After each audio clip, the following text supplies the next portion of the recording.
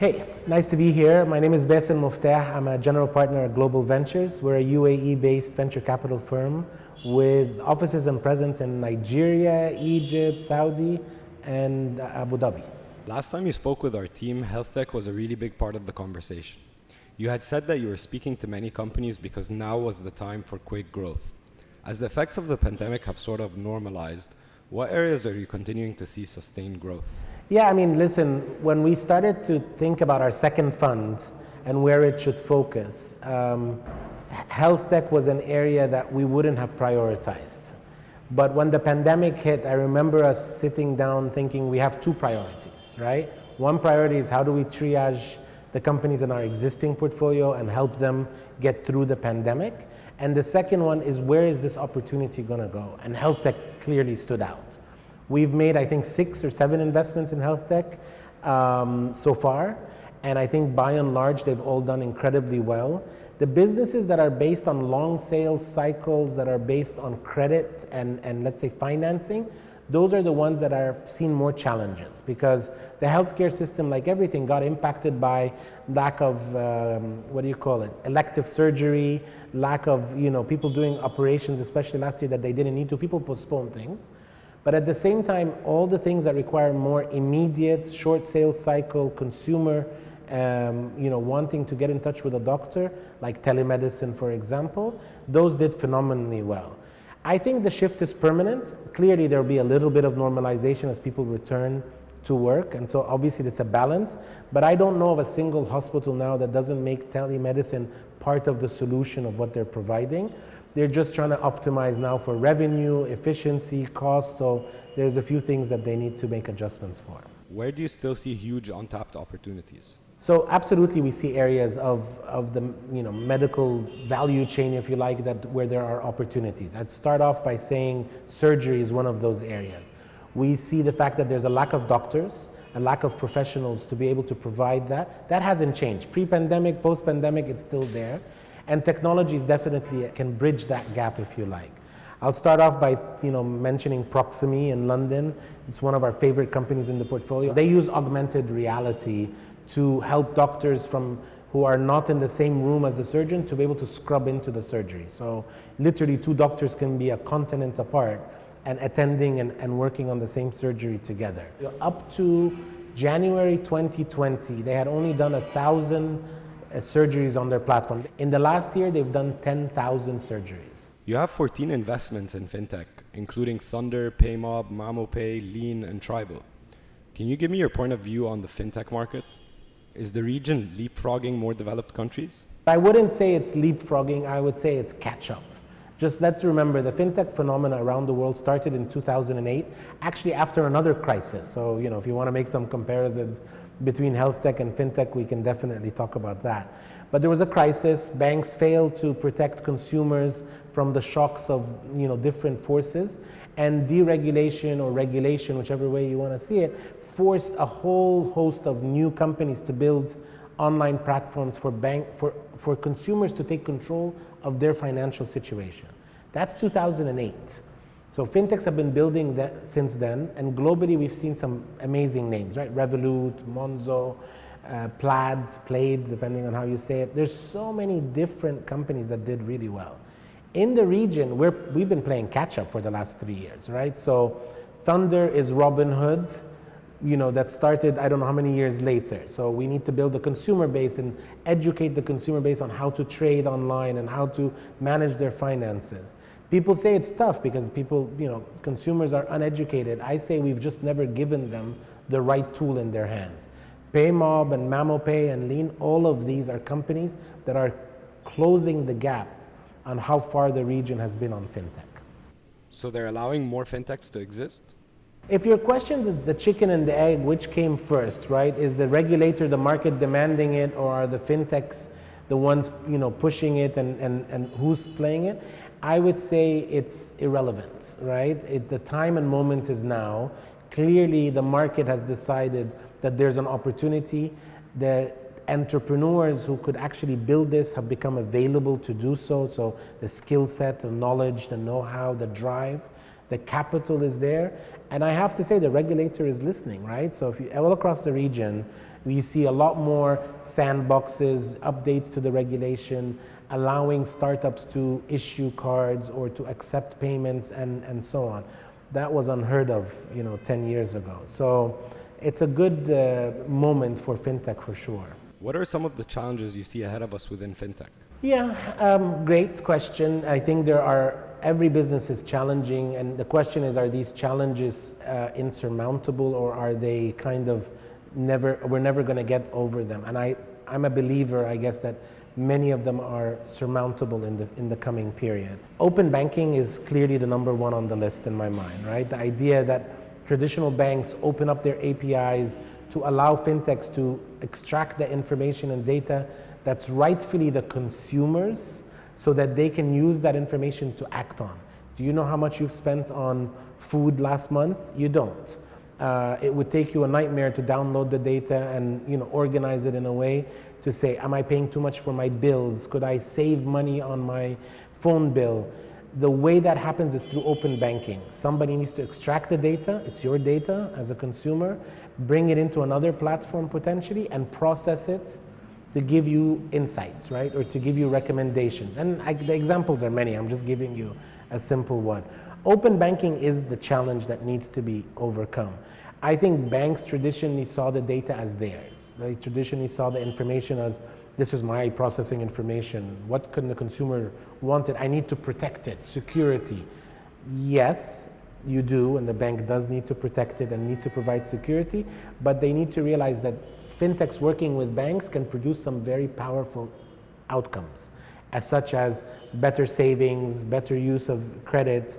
People will be able to afford more items. Actually, everybody wins. The bank will get more business, the fintech will get business, everybody wins in that equation.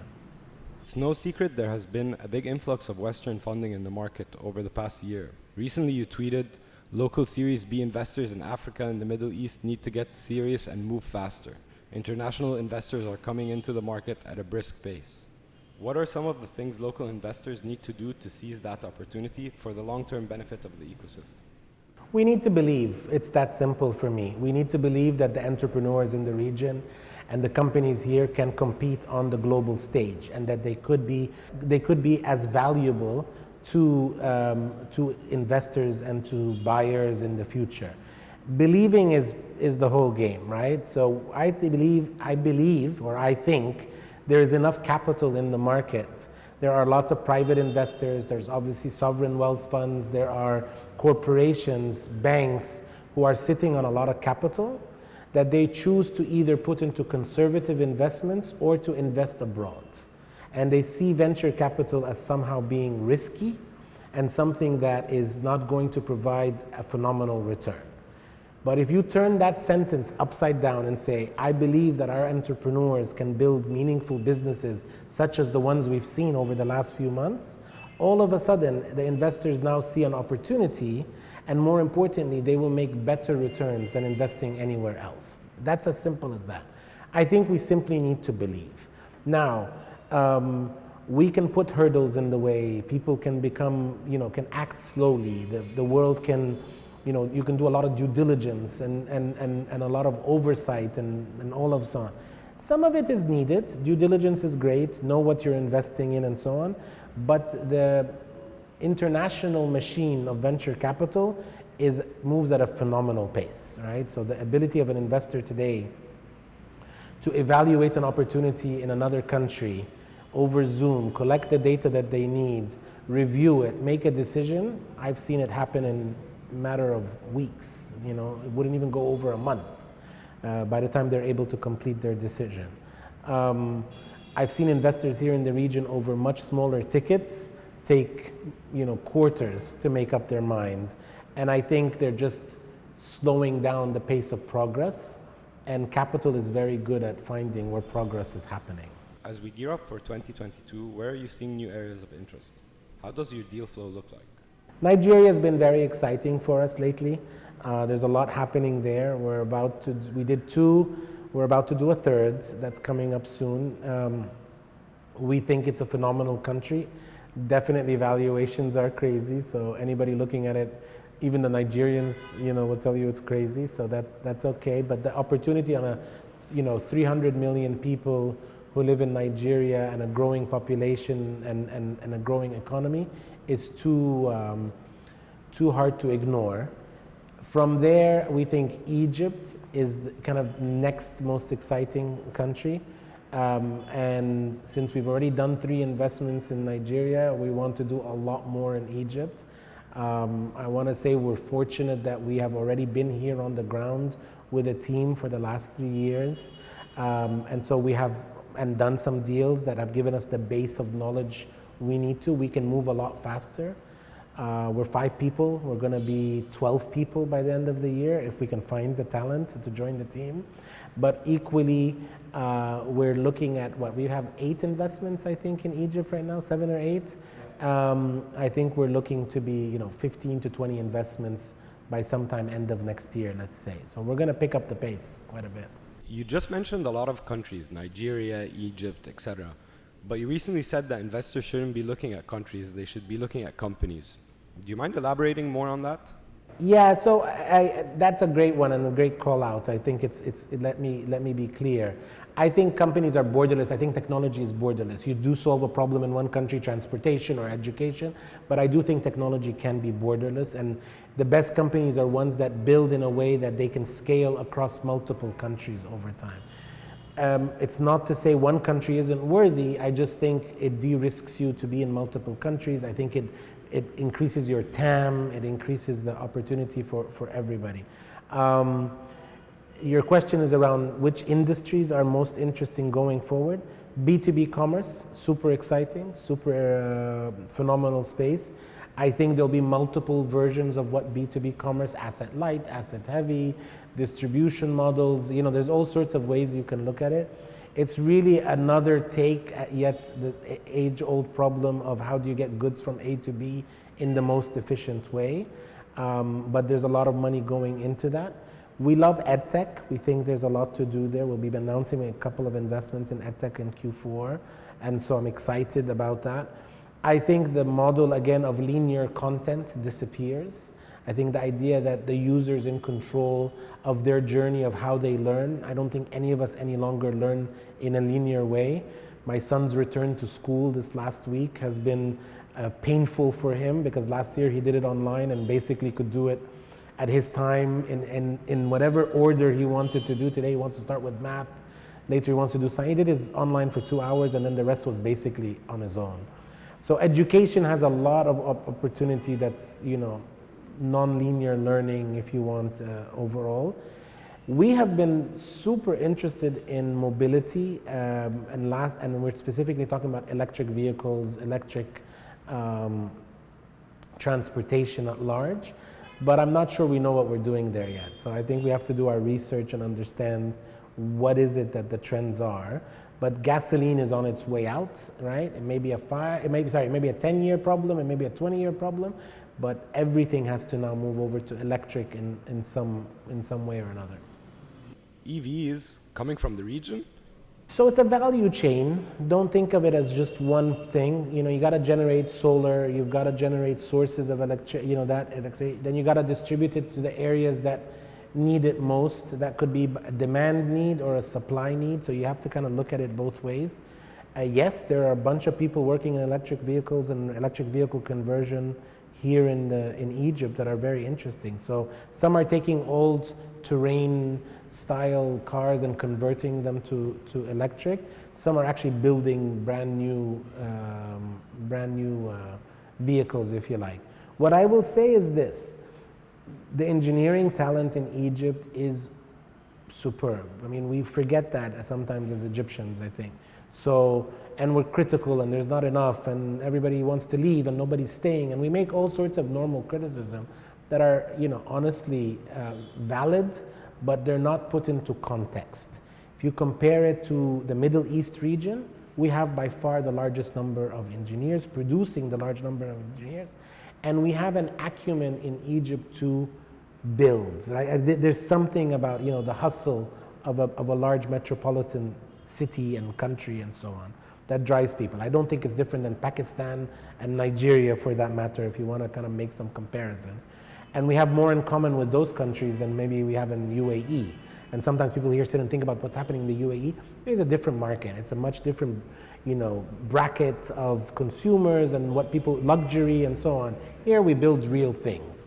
And there are some very exciting stuff happening on the kind of physical hardware side, I would say. You're a founding advisor for Reach Mentoring. Also, when looking at GV's team page, I see a lot of diversity. On the other hand, when I look at your portfolio, it's a bit different. What are you doing to help increase diversity across your portfolio, particularly with female-led companies? So Fund 1, we managed to index a 25% female founder ratio or in the portfolio. Actually, Fund 2 right now is at about 30%, 33%. It's not 50-50, right? So let's be clear. It should be. That's the goal, to get to 50-50. But I think it's higher than the average of other venture capitalists around the world, higher than the average that you see in tech in general.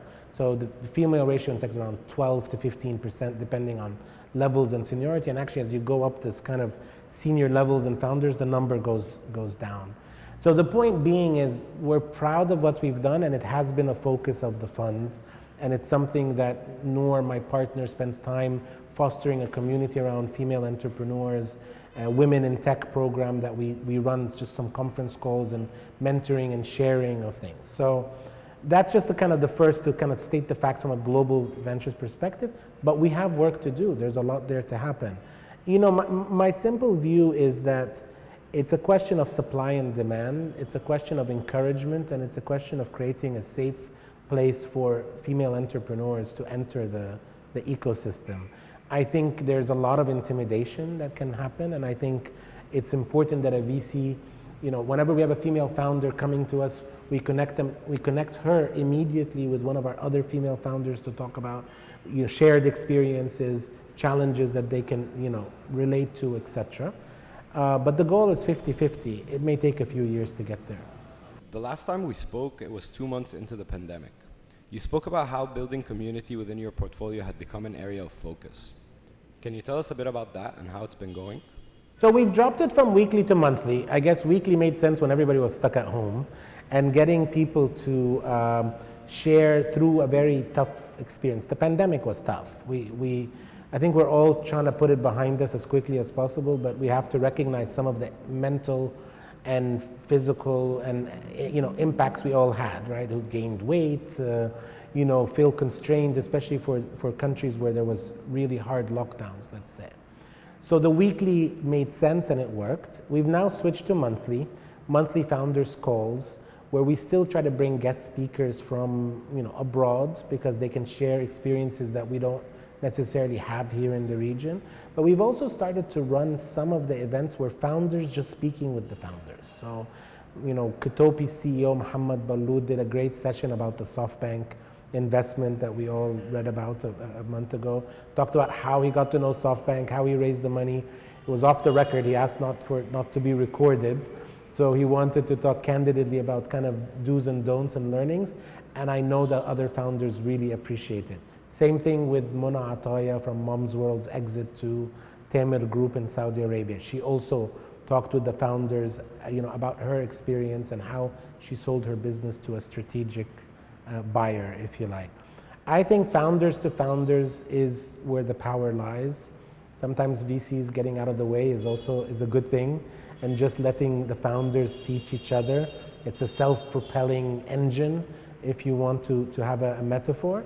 But my comment to you is sometimes also bringing expertise from abroad helps sober up and teach us new things. What are you continuing to do differently to foster that community? There's a few programs in place around talent sharing and talent redistribution that we've done. So we have an HR director at Global Ventures. Her name is Nina. It'd be great to on time tell you about some of the things that she does. I'm sure she'll be happy to share. But what we've done is sometimes talent is good talent, just not the right talent for a particular company. And instead of another company kind of going through the whole cycle of trying to hire someone and another one going through a cycle of letting go of someone, the founders have worked together to kind of redistribute some of the talent. It became obvious during COVID when some companies needed to cut and some companies needed to grow. So, and then we've just turned that into a more ongoing process with our HR director facilitating that.